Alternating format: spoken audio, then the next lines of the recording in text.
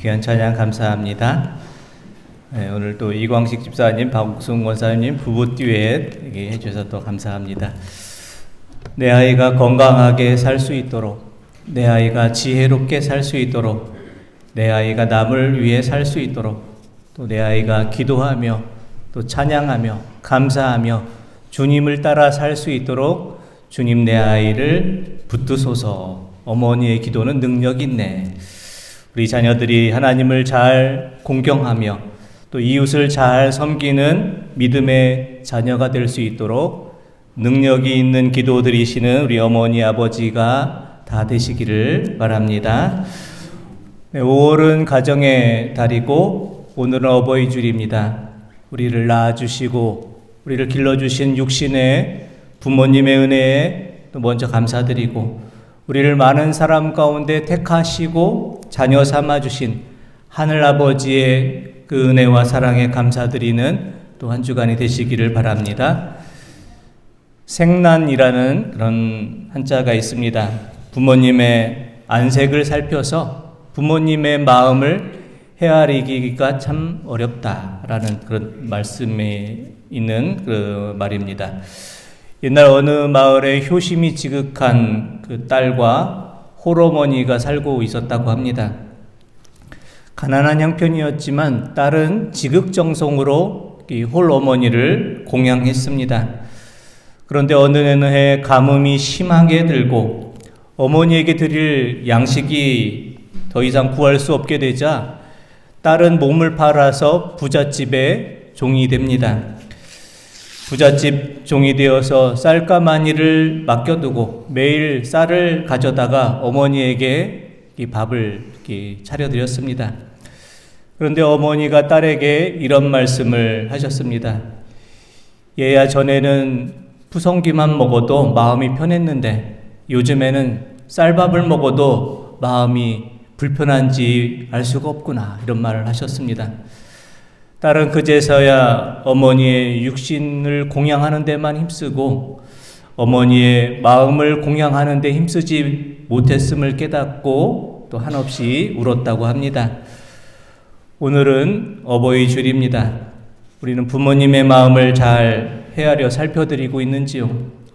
부모님의 육신도 잘 공양해야겠지만 부모님의 그 마음도 헤아려 살펴드리시는 우리 성도님들 되시기를 원합니다. 어버이날을 전후해서 자녀분들이 방문하셔서 식사도 함께하고 또 카네이션 꽃도 달아주시고 또 선물도 주고 또 용돈도 드리고 이렇게 다녀가셨으리라 생각합니다. 저도 어버이날 전날 이렇게 청주 계신 부모님 댁을 찾아가서 이제 식사도 함께하고 카네이션 바구니도 드리고 이렇게 왔습니다. 사실 부모님 모시고 맛있는 거, 장어를 사드리려고 결심을 하고 갔는데 아버님께서 가까운 곳에서 매운탕 먹자 그래서 가까운 집 근처에서 간단하게 식사를 했습니다. 가끔 제가 부모님 댁에 가서 이렇게 식사를 사드리려고 하면 어머님이 나는 칼국수가 제일 좋다 그러셔서 매번 이렇게 좀 좋은 걸 사드려야 되는데 칼국수만 이렇게 사드리고, 이렇게 또 아버님은 또 국수를 싫어하셔요. 근데 이렇게 같이 이렇게 칼국수를 이렇게 먹고 매번 오게 됩니다. 자녀에게는 아낌없이 모든 것을 다 주었으나 정작 자녀에게는 작은 것 하나 받는 것도 미안해하는 것이 부모님들의 마음입니다. 우리 교회 연세 드신 그 어르신분들도 몸이 불편하게 되면 자녀분들이 큰 병원으로 좀 가셔서 이렇게 진료를 받게 해드리려고 이렇게 말씀을 드리면은 괜찮다 이렇게 말씀하시고, 증평 한의원 가셔서 이렇게 침 맞고 또 아픈 것을 이렇게 꾹꾹 참으시는 그런 모습들을 보게 됩니다. 이것이 모든 부모님들의 마음입니다. 오늘 어버이 주일을 맞이해서 우리를 한없이 사랑하셔 주시고 우리를 보살펴 주신 부모님의 마음을 우리가 다시 한번 헤아려 보시고 우리를 한결같은 사랑으로 돌봐주시는 하나님 아버지의 크신 은혜와 사랑에 감사드리는 또 어버이 주일이 되시기를 바랍니다. 지난 주일에 제가 아빠는 왜? 라는 동시를 읽어드렸습니다. 엄마는 날 사랑해주고 냉장고는 먹을 걸 주고 강아지는 날 놀아주는데 아빠는 왜 있는지 모르겠다. 이게 아이가 이게 동시를 썼는데요. 이 시간 함께 이제 영상을 한번 보겠는데 이 영상은 아빠는 왜라는 동시에 대답이 되는 그런 영상입니다. 수능을 마친 고등학교를 찾아가서 아이들에게 꿈이 무엇인지를 물어보았습니다. 그리고 또 하나의 질문을 주면서 그런데 만약에 1년밖에 살지 못한다면은 꿈을 위해 살겠는지 아니면 5억이라는 돈을 준다면 그것을 선택하며 살겠는지를 아이들에게 묻습니다. 그리고 아이의 또 아버지에게도 똑같은 질문을 합니다. 똑같은 질문에 아이의 대답은 어떤지 또 아버지의 대답은 어떤지 함께 영상을 한번 보도록 하겠습니다.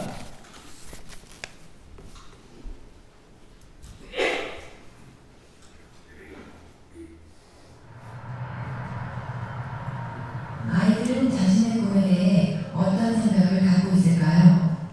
한 고등학교를 찾아가 청소년의 꿈을 스케치하라는 주제로 의식조사 프로그램을 촬영하기로 했습니다.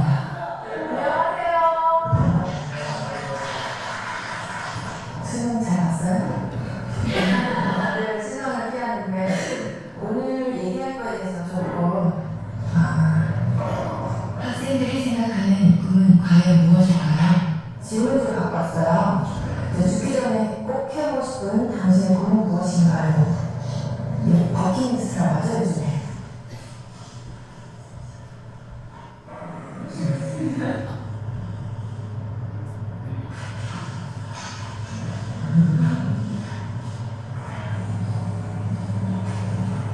학교 운동이나 농사짓기? 이런 거 드네요. 여기서 우리는 두 번째 질문을 해봤습니다. 앞으로 살 날이 1년밖에 남지 않았다면 당신의 꿈을 이루는 것과 5억 원이라는 돈을 선택하는 것 중에 어떤 걸 선택할 것 같아요? 꿈이 아니라 제 이름을 세상에 알리고 주는 게 의미라고 생각합니다. 꿈을 이뤄서 5억보다 더 많은 돈을 벌게 돼요. 나 1년밖에 안 남았는데 끝까지 해야죠. 무슨 소리 쳤어? 제가 오늘 솔직히 못 버티셔서 꿈은 사실 5억보다 더 큰 가치가 있다고 생각해요. 잠시만요.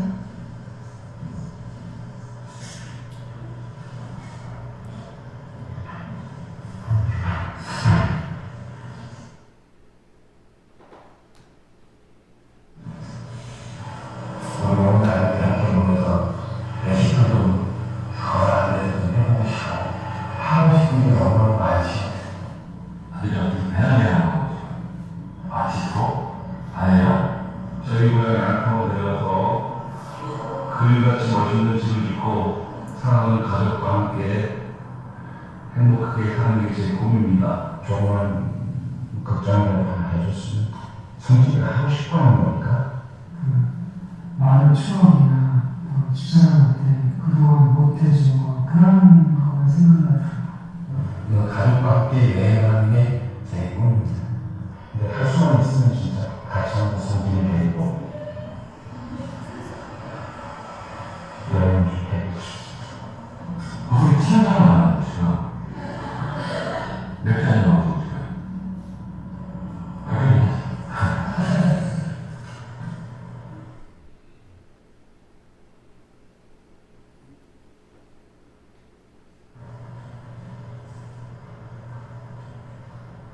근데 제가 하고 싶은 걸 포기하고 5억을 선택하려면 지금 같으면 5억 선택하겠습니다. 결국 돈 선택에서 준비됐겠죠. 그건 아니 5억은 누구를 위해 하지. 아버님 장동의 말이냐. 고등어 좀 다녔죠. 그전 얘기 좀 하다가 내가 친구들이 제가 한번 바꿔보니까 주변에 다 피해놓고 가족이 제일 중요하더라고요. 제가 앞으로 돈을 더 한다고 해서 현실적으로 5억을 벌어놓고 선생님한테 기여를 하고 간다는 보장이 있겠습니까? 5억을 선택하면 남겨진 가족들한테는 도움이 될 수 있으니까 저가 하고 싶은 일을 포기를 할 수 있죠. 그거는 대가가 한다면. 구체적인 얘기가 아니라면 아이들이 이제 뭐 자기가 생활하는 사회생활하는 게 기초라든가 그런 것들이 있었으면 좋겠고 그건 아니라 똑같은 애가 갖고 있었어요. 그렇죠. 저는 아빠하고 가장입니다. 아버지들의 꿈은 아이들의 꿈과는 조금 달랐습니다. 자신의 꿈보다 가족을 가장 먼저, 가장 많이 생각하는 가장이라는 이름의 아버지.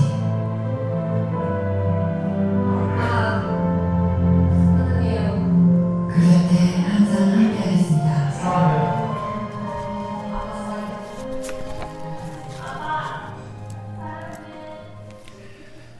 예.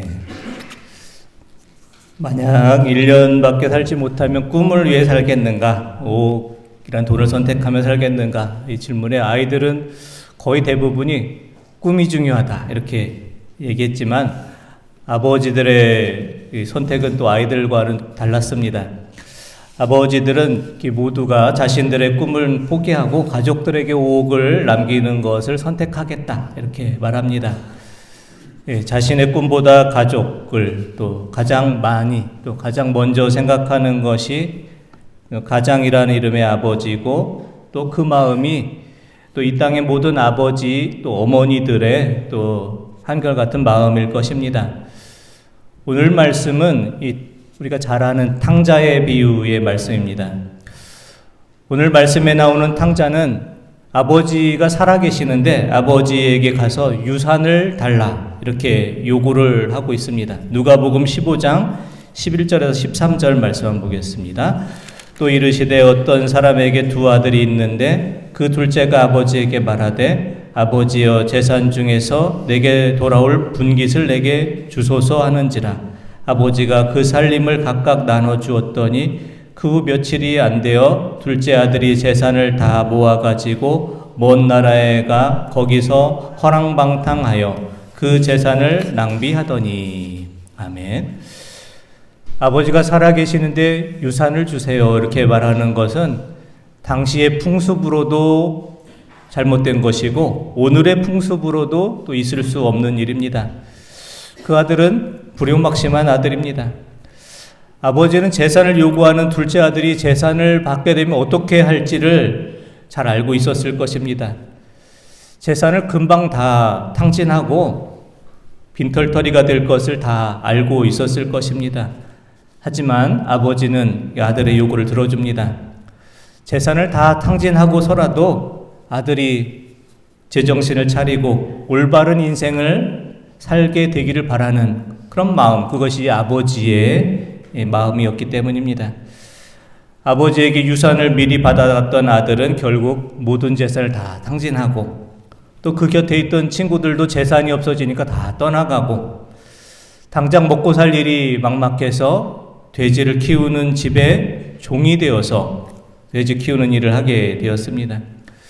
돼지를 키우는 그 집에 종이 되어서 돼지 먹이를 주면서도 돼지의 먹이, 이 쥐염 열매조차도 배부르게 먹을 수 없는 그런 인생의 밑바닥을 경험하게 되자 아들은 비로소 아버지의 품을 그리워합니다. 그리고 이렇게 굶어 죽을 바에 아버지 집에 가서 아들이 아니라 종으로 살자 이렇게 결심을 하고 아버지 집으로 향해 갑니다. 누가복음 15장 17절의 말씀 한번 보겠습니다. 이에 스스로 돌이켜 이르되 내 아버지에게는 양식이 풍족한 품꾼이 얼마나 많은가. 나는 여기서 주려 죽는구나. 아멘. 17절의 말씀에 나오는 스스로 돌이켜 이런 번역된 이 헬라어 단어 에이스 헤아톤 엘돈이라는 이 단어는 이 에이스라는 뜻이 안으로라는 뜻이고요. 헤아톤이라는 뜻은 자기에게라는 뜻이 있고요. 엘돈은 들어가다 이런 뜻이 있습니다. 스스로 돌이켰다라는 뜻은 이 자기 자신 안으로 들어갔다라는 것을 의미하는 말입니다. 다시 말하면 밖에 나가 있던 정신이 자신 안으로 들어갔다 이것을 의미합니다. 탕자는 돼지가 먹는 쥐염 열매조차 먹지 못하고 굶어 죽을 지경에 이르고서 비로소야 이제 정신을 차리게 된 것입니다. 아버지가 전해준 재산을 다 잃어버리고 궁핍해 준 후에 굶어 죽을 그 지경에 이르서야 비로소 제정신이 들었습니다. 우리도 탕자와 같을 때가 있습니다. 평안할 때는 잘 모르다가 환난과 고난과 어려움을 겪고 나서 비로소 우리 자신에게 가장 소중한 것이 무엇이었던가를 깨닫게 될 때가 있습니다. 탕자의 비유가 오늘 우리에게 주는 교훈은 무엇입니까? 우리가 탕자처럼 더 궁핍해지기 전에, 더 인생의 밑바닥에 떨어지기 전에, 삶의 막다른 곳에 이르기 전 어서 속히 하나님의 품으로 나아가야 한다는 말씀입니다. 우리가 하나님의 품으로 나아가기만 한다면 하나님께서 우리를 언제든 반겨 맞아주시고 우리가 잃어버린 모든 것을 다시 회복시켜 주실 것이기 때문입니다. 탕자가 비로소 제정신을 차리고 집으로 돌아오게 되자 아버지는 달려가서 아들을 안아줍니다. 누가복음 15장 20절의 말씀 한번 보겠습니다. 이에 일어나서 아버지께로 돌아가니라. 아직도 거리가 먼데 아버지가 그를 보고 측은히 여겨 달려가 목을 안고 입을 맞추니. 아멘. 거리가 멀리 있어서 알아보기도 힘들지만 또 여러 해가 지나서 아들의 모습도 바뀌었지만 떠날 때 입었던 옷과 지금 남루한 옷을 입는 옷차림도 달랐지만 아버지는 멀리 있는 아들을 한눈에 알아봅니다. 아마도 아버지는 작은 아들이 유산을 받아 떠난 그날로부터 아들을 기다렸을 것입니다. 집 나간 아들이 고생하진 않을까? 힘든 일을 만나진 않을까? 어려운 일 당하지 않을까? 염려하며 매일 아들을 기다렸을 것입니다. 그리고 아들이 돌아오자 그를 품에 안아줍니다. 아들을 반겨주는 아버지의 모습이 우리가 세 가지 모습으로 우리가 볼 수 있는데요. 먼저 아버지는 아들을 측은히 여겼다 이렇게 되어 있습니다. 측은히 여겨를 의미하는 헬라어 스플랑크니조마이라는 이 단어는 안타까운 마음으로 내장이 움직일 정도로 가슴이 아파하다 이런 뜻이 있습니다. 두 번째 달려가서라는 이 뜻에는 이 유대 관습상 나이든 아버지가 달려가서 아들을 맞이하는 것은 관습상 좀 품위를 손상하는 일이었지만 이 나이든 아버지는 이 자신의 품위를 생각하지 않고 아들에게 달려가고 있습니다. 달려가 맞이해 줍니다. 그리고 입을 맞춰 줍니다. 입을 맞추다라는 헬라어 카타필레노라는 이 단어는 여러 번 입을 맞추다라는 것입니다. 단순히 멀리서 이 아들을 바라보고 가서 환영해주고 반겨준다라는 의미가 아니라 입을 여러 번 맞췄다는 것은 아들에 대한 모든 잘못을 다 용서하고 그를 이제 나의 아들로 받아들여준다라는 그런 의미를 품고 있습니다. 방탕한 아들이 아버지께 돌아온 모습을 그린 그 작품, 렘브란트가 그린 탕자의 귀환이라는 이 작품이 있습니다. 렘브란트의 탕자의 귀환이라는 이 작품은 이 상트페테르부르크에 있는 에르미타주 박물관에 이게 지금 소장이 되어 있다고 합니다. 그림을 보게 되면 아들은 많은 유산을 탕진하고 가난과 절망에 빠진 채 비참한 상태로 아버지께 돌아와서 참의 용서를 빌며 아버지 앞에 무릎을 꿇고 있습니다. 탕자의 옷이 이렇게 많이 해진 옷, 그리고 그의 더러운 발바닥, 그의 고된 방황의 흔적을 고스란히 보여줍니다. 아버지는 이 남루한 모습의 아들을 부드러운 몸짓으로 품어주고 안아줍니다. 걷잡을 수 없이 허물어진 아들의 영혼을 만져주는 아버지가 피로에 지친 아들의 생 전체를 따뜻하게 덮여주고 있습니다. 사랑하는 성도 여러분, 오늘날 탕자는 누구일까요? 아버지의 뜻을 떠나 우리 자신만을 위해 살아가려 했던 모든 사람은 탕자입니다. 하나님 아버지의 품을 떠나서 우리 혼자의 힘으로 내 뜻대로 내 맘대로 무엇인가를 이루려고 했다면 그 모든 사람은 탕자입니다. 정신이 우리의 몸 밖으로 나가서 정신을 온전히 차리지 못하고 세상의 돈과 명예와 쾌락에 빠져 살고 있다면 우리 모두는 탕자입니다. 지금도 하나님 아버지께서는 탕자처럼 하나님 아버지의 품을 떠나 살고 있는 우리를 기다리고 계십니다. 세상에서 방황하다 다시 하나님의 품으로 돌아올 것을 기다리고 계십니다. 우리를 기다리시는 하나님의 품에 나아가서 하나님의 품에 거하시는 우리 성도님들 되시기를 원합니다. 우리가 하나님의 품에 나아가기만 한다면 하나님께서는 우리의 지난날의 모든 잘못과 허물을 책망하지 않으시고 그저 하나님의 품으로 돌아온 것만으로 기뻐하여 주실 것입니다. 우리에게 다시 새 옷을 입혀주시고 가락지를 끼워주시고 신을 신겨주시고 우리가 잃어버렸던 모든 것을 다시 회복시켜 주실 것입니다. 탕자처럼 스스로를 돌이켜 우리가 있어야 될 자리, 우리가 가져야 될 삶의 모습, 우리가 회복해야 될 신앙의 모습을 다시 회복하고 세상 속에 나아가서 잃어버렸던 모든 것들, 잊고 살아갔던 모든 것들을 다시 회복하고 하나님의 자녀된 모습으로 다시 살아가실 수 있는 우리 모든 성도님들 되시기를 원합니다. 기도드리겠습니다. 하나님 아버지, 탕자처럼 우리가 하나님의 품을 떠나 세상에